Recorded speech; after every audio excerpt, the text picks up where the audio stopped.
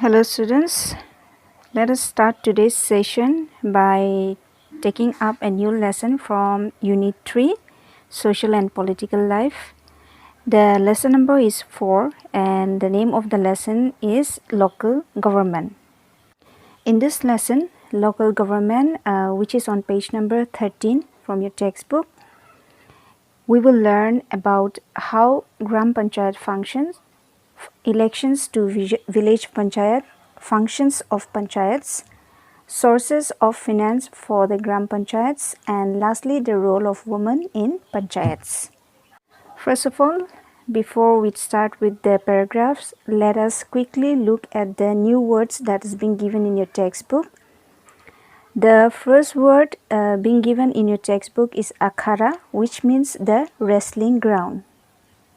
The second is auditor, which means one who examines the accounts. Civic, it means relating to the city such as cleanliness, recreational facilities, public buildings, etc.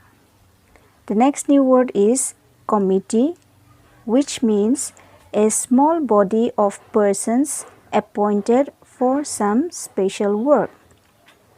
Then we have the local government.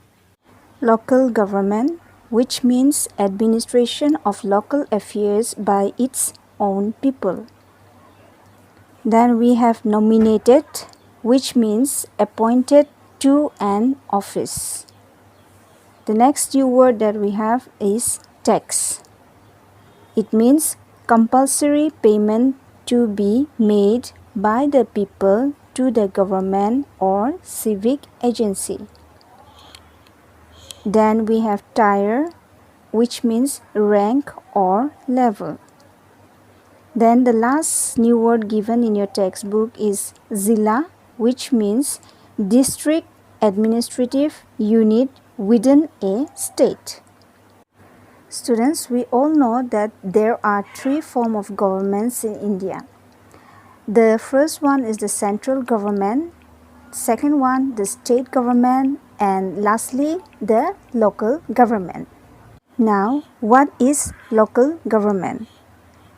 Local government can be defined as an institution formed by some group of people who looks after the social problems and also provides basic amenities to the people. Since India is a very big country and people reside in different parts of the country, they can reside in big cities, small cities, towns and villages, and their living style or lifestyle is also different, and the local problems which they face are also different. A person residing in a city has his own local problem which is quite different from the person who is residing in a village.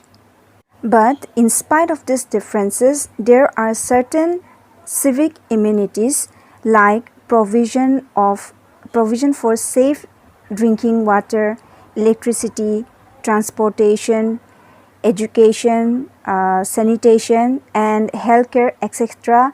are all very essential for all the people for living a good life both in the rural, which means in villages, as well as in the urban areas, which means in towns or cities. And like I told you that India is a very big country, so it is not possible for the government at the center level or the state level to be aware of all the local problems that are being faced by the people in a certain area, village, town or city. And we also know that it is not possible for a person or an individual to afford this facility alone by himself. So it is at this point of time that the government provides and manages these amenities for him. India is such a big country that it is impossible for the central government and the state government to solve the problems at the local level. So for this purpose, in order to meet the requirement of the people residing in a particular area, the local governments are formed. This formation of the local bodies makes the administration more easier, economical, and also more democratic in nature. In India, we have a number of such authorities that deal with local problems through the association of local people, and they are called as the local self-government. The local self-government, both at the rural and the urban areas, is a three-tier system, out of which in rural areas, that is in villages, the highest level is the Zilla Parishad, which is at the district level. Next, the district level is divided into blocks, and these institutions are called as block samitis. The lowest level of administration in rural area is the villages, and the institution is called as the village panchayat. And in the big cities, these local bodies are known as municipal corporation, and these agencies are called as local bodies. Now, as we know that since large majority of people in India live in villages, we have to make sure that there is participation of the people at the local level. And according to our great leader Mahatma Gandhi, he believed that the all-round development of the village community could be achieved if the people of the village govern themselves. So, the local self-government has its own advantages, which can be cited as under. The first advantages is that since the village people are familiar with the problems that they are facing, they will be in a better position to offer better solution to their problems. The second advantage will be since the local self-government is for their own benefit, so their participation will be more actively in the development measures of the village. Next, the local self-government will help and train people at the village level to be more self-independent and reliant. Lastly, we can also say that the formation of the local self-government will reduce the workload of the state as well as the central government. Now we'll come to the functions of the local bodies. The local bodies are mainly concerned with the local problems, like I said previously, and it will be concerned with the problems that are being faced by the people in their day-to-day life, like cleaning of roads and drainage, street lighting, supply of drinking water, management of shopping centers, and provisions of schools for primary education. These bodies look after our day-to-day civic needs through locally elected representatives. Students, you can also refer to page number 14, in which there is a green color box given at the bottom of the page, wherein it shows the different type of local bodies.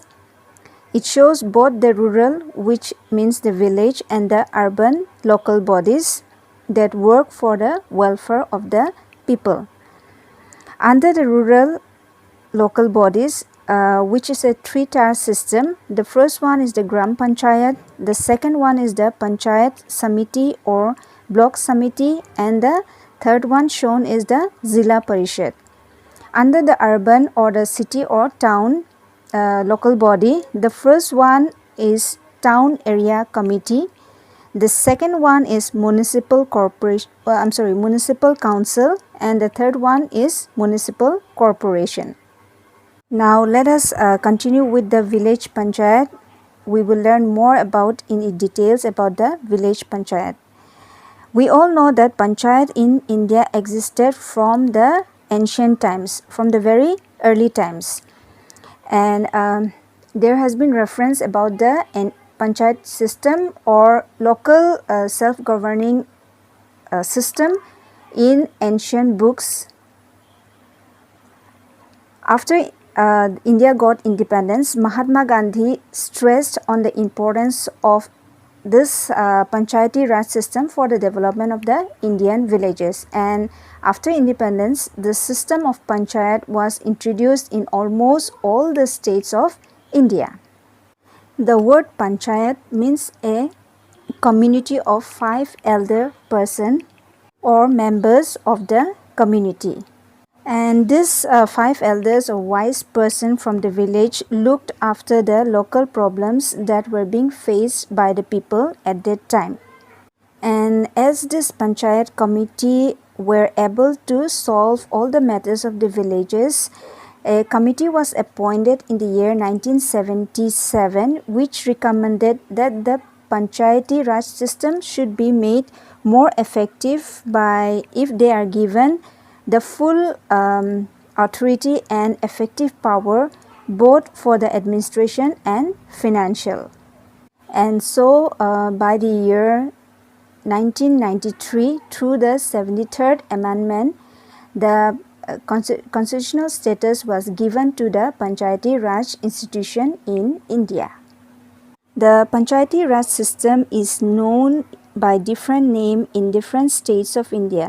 Like it is known as the Mandal Panchayat in Andhra Pradesh, Taluka Panchayat in Gujarat, Taluka Development Board in Karnataka, Janpat Panchayat in Madhya Pradesh, Panchayat Union in Tamil Nadu, Kshatriya Samiti in Uttar Pradesh, and Anchal Samiti in Arunachal Pradesh. And records shows that there are about 2.30 lakhs gram panchayats, 5,900 panchayat samitis and 480 zilla parishads in all of India. The gram panchayat is the smallest unit of the Panchayati Raj system. And as it is not possible for everyone who is residing in the village to be familiar with the problems of the villages and feel concerned about them, so when the problems are taken up through the Gram Panchayat, which is the smallest unit of the Panchayati Raj system, the villagers are able to participate in their solution. There are certain qualifications or requirements which are needed in order to organize the village panchayat. Like we have learned in our earlier classes that there are some criteria or qualifications needed for a person to be a member of the state legislature or Rajya Sabha, Lok Sabha. So over here also in the village panchayat, a person or a resident of a village who is over the years of 18 years form the Gram Sabha. And this Gram Sabha, they elect the Gram Panchayat.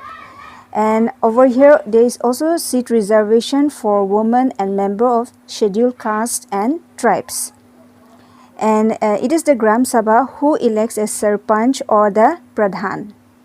And along with the Sarpanch or say Pradhan, and Up Pradhan is also being elected, who does the function of the Pradhan in his absence.